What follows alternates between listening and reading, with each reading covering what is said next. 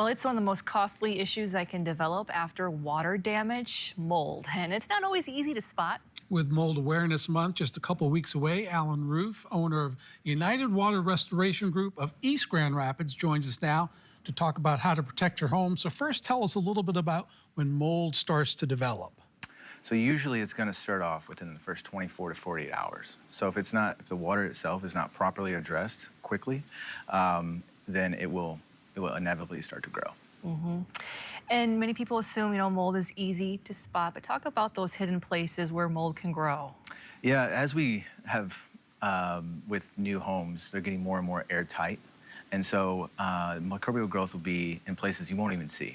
And so people will show up with different symptoms. Maybe some allergies are a little bit more higher this year than last. And so usually what we'll do is come in, do an air quality sample, and figure out maybe if it's just in the air. What are some of the warning signs that indicate mold might be present, even though it might not be visible? Well, the health stuff will go on. Smell sometimes, it's not always a great indicator. There's a lot of musty basements out there. But if you've had water intrusion into your home at some point, the likelihood that if it wasn't properly addressed, that you have microbial growth or mold in your basement or your home, it's pretty high. Yeah, so let's talk about some common mistakes homeowners make when cleaning up water damage. And that can worsen, right, problems if they're not cleaning it up a certain way? Yeah, so, I mean, we've had a lot of rain, and so that water will come in, and people usually wipe it up and put a fan on it and wait till it's dry. And just because it looks dry doesn't mean that the water inside the material or behind the wall is dry. And so that will leave that water there, and not to mention, where's all that humidity going that's coming off of the material? It's going to some other place in the house, typically a place that you don't see. What are some simple steps that homeowners can take to reduce moisture and help mold before it starts?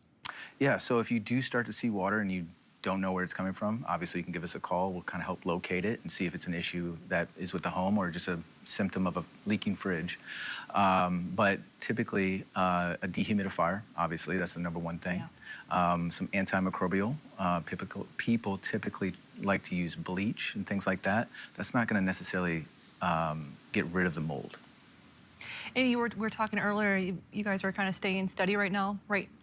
Yeah, it's busier, or? Yeah, it's been pretty busy. The winter, obviously, we had a lot of snow. It's pretty cold months, so a lot of that water that did come in, people didn't notice right away. And so when all that melt started happening, whether it's from your roof and coming in your attic, people don't see that right away.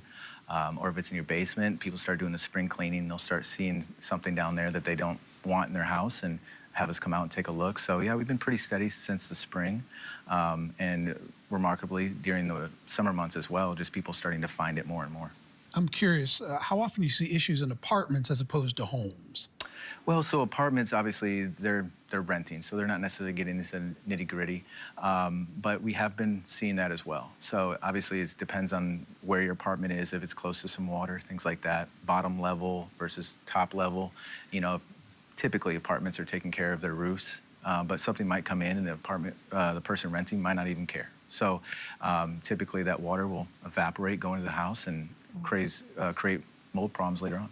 All right, Alan, really helpful, really timely, right? All this rain lately, kind of humid out there. Any other tips that you want to share, you want people to know?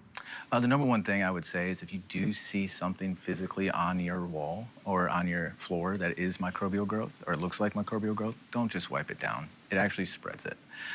So give us a call. We'll come out, take a look, see if what the next step could be for you. All right, Alan, thank you so much for sharing those tips. We appreciate it.